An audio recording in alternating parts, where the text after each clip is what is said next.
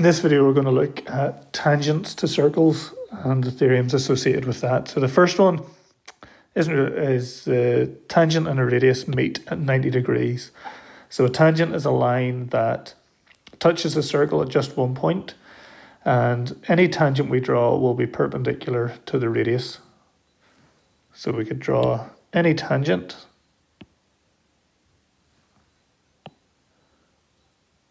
and we could draw then a radius from that tangent, and they would also be perpendicular to each other. And that applies everywhere along the circle circumference. Theorem 6 then is about two tangents, and if you mark a point outside of a circle and draw two tangents to the circle, these tangents will be an equal length. It all comes from Pythagoras' theorem, where if we were to think of this as a kite, and we could split the kite down the middle, and we'd have two right angle triangles, because we've just learnt that a radius and a tangent meet at 90 degrees. So we've got a right angle triangle with a hypotenuse. The radius and each triangle are the same, the two radii are equal. So therefore, if we use Pythagoras' theorem, then the base length must also be equal. And that applies anywhere. So we could pick any point and draw tangents from there.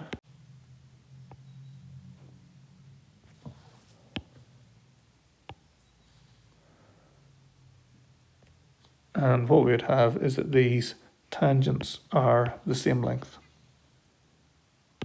Theorem 7 is the alternate segment theorem. And the angle between the tangent and a chord, so this red line is the tangent, it meets the circle at one point. And if we find the angle between the tangent and the chord, so the chord is the line that connects one side of the circumference to the other, then the angle that forms is equal to the angle in the other segment of the circle. So the angle up to the chord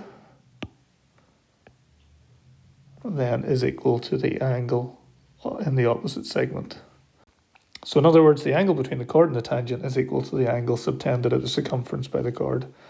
Now if PBA is equal to y degrees, so that's the angle here, what other angle would also be equal to A? Well, equal to y. That's going to be the angle between the tangent and the chord AP. It's also going to be y degrees. And it's the same as the alternate segment. So the angle from the tangent to the chord is equal to the angle subtended by that chord in the alternate segment. So the angle from the tangent up to the chord is equal to the angle in the opposite segment. Example 3.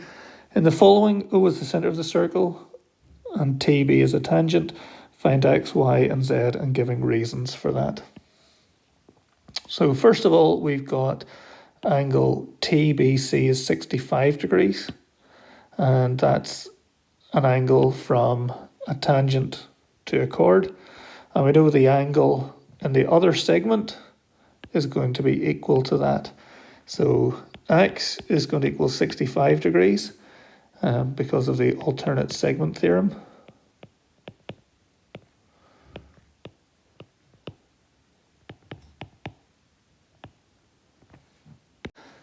Then, if we think about the angle y, well, angle COB, which is angle y, y is going to equal 2x because the angle at the centre is twice the angle at the circumference.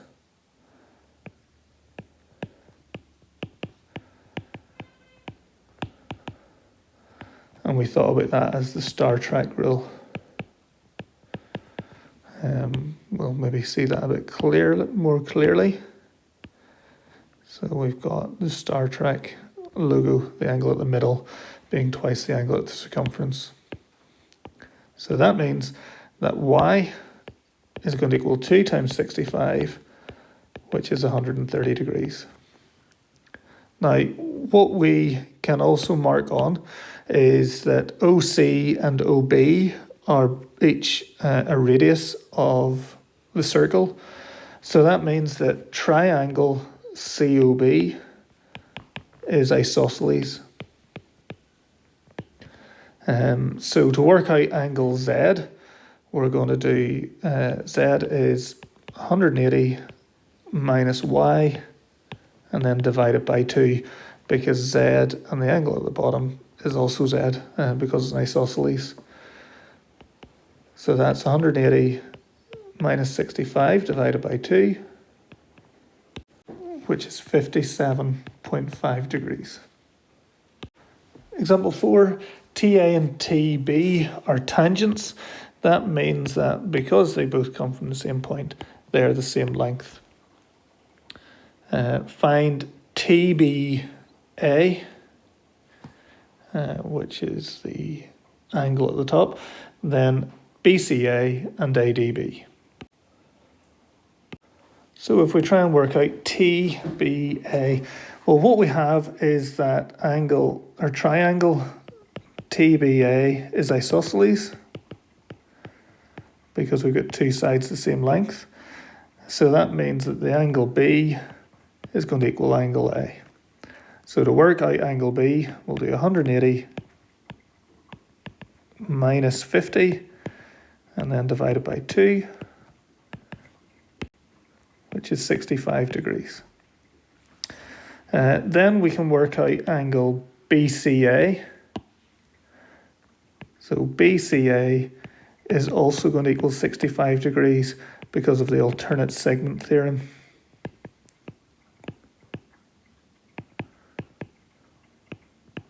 So we've got the angle from a tangent to a chord is equal to the angle in the alternate segment. So the angle from the tangent up to the chord, and the chord points towards the angle, so that's going to be 65 degrees. And then for angle D, well, what we have is A, B, C, D is a cyclic quadrilateral. So the opposite angles in a cyclic quadrilateral add to 180 degrees. So D plus C equals 180 degrees. So if C is 65, that means that D must equal 115 degrees. Example 5, find the angle marked Z.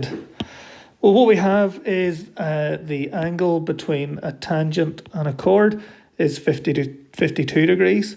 So that means that the angle in the alternate segment is also 52 degrees. We've now got a triangle QPR, and we know the angles inside a triangle must add up to 180 degrees. So 52 plus 70 plus Z equals 180 degrees. So that's 122 plus Z equals 180 degrees. So Z then is 58 degrees. The other way we could have worked that out is that if we know the angle R is 70 degrees, then the angle from the tangent up to the chord in the alternate segment will also be 70 degrees. And then we've got that 70 plus Z plus 52 lie in a straight line, so they add up to 180 degrees as well. Example 6, TV is a tangent to the circle at P. SR is equal to RQ, so those are the chords, and they've got the mark between them. Angle QPV, so Q to P to V is 41, and SQP is 57 degrees. Show that SP is parallel to RQ. And we must give reasons to justify any angles that we calculate. So whenever we're doing these sort of questions, what we should try and do is to figure out as many angles as we can, and then we can try and deduce inferences after that. So if we know the angle at P is 41 degrees, that's from the tangent to the chord, that means the angle in the alternate segment is also going to be 41 degrees. So that's PSQ equals 41 degrees because of the alternate segment theorem.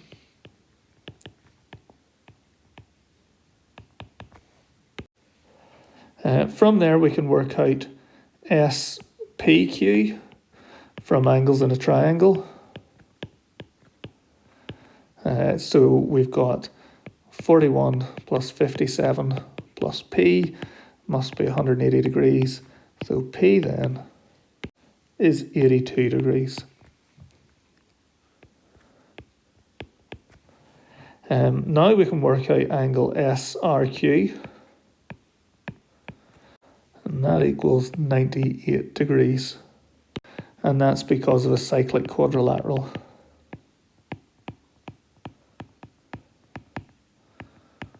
So the opposite angles in a cyclic quadrilateral add up to 180 degrees. So if this is 82, this has to be 98. And then from there, we can work out the missing angles S and Q.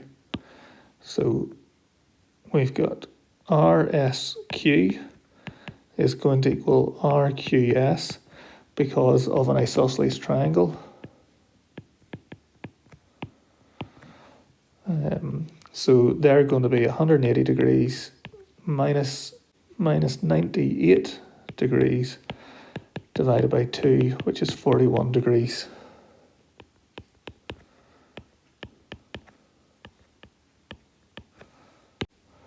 So now what we have, thinking back to what it is we were trying to find out, was to show that SP is parallel to RQ. So we're looking to see is SP and RQ parallel. And one of the things we know about parallel lines is alternate angles, and that's angles in a Z. And what we know is that alternate angles are equal. So here we can see that angle RQS is equal to PSQ. So that must mean they are alternate angles. So that means that PS is parallel to QR. So just in summary then, our circle theorems. If we've got the angle at the center of the circle, it's twice the angle to the circumference, provided they're subtended from the same chord and in the same segment. The angle formed in a semicircle is always a right angle degrees. It's always a right angle, or 90 degrees, and that's because the angle at the middle is 180 degrees, so the angle at circumference is 90. Angles in the same arc in the same segment are equal. So this was the butterfly rule. So angle A, the angles at the top are equal, and the angles at the bottom are equal, and that's because they stand on the other arc. Now, if we turned it upside down, it would be more obvious about the butterfly, but that's what we have. And then the opposite angles in a cyclic quadrilateral add to 180 degrees. They're not equal, they add to 180 degrees. So B plus D is 180, and A plus C is 180. And then another few facts. The perpendicular line from the center to a chord bisects the chord, so that cuts it in half. Now what we have for that, and the rationale for it, is if we were to draw in the two radii, which are missing in here, then what we've got is an isosceles triangle. And we know that an isosceles triangle is symmetrical, so if we draw a line down the middle of it, it will cut it in half. So the perpendicular line from the center of the circle to the chord bisects the chord, and that's where that's coming from. The angle between a chord and a radius and a tangent meet at 90 degrees. And if we have any point outside of the circle and we draw two tangents, then the two tangents must be equal. And the angle between a tangent and a chord is equal to the angle at the circumference in the alternate segment.